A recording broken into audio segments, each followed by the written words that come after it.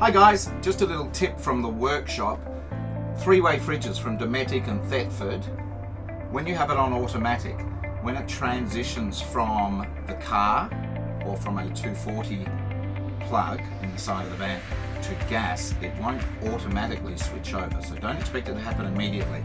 It may take 10 to 15 minutes before gas then comes to the fridge.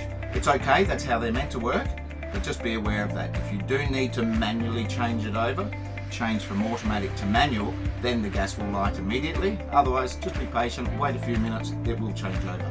Have a good day.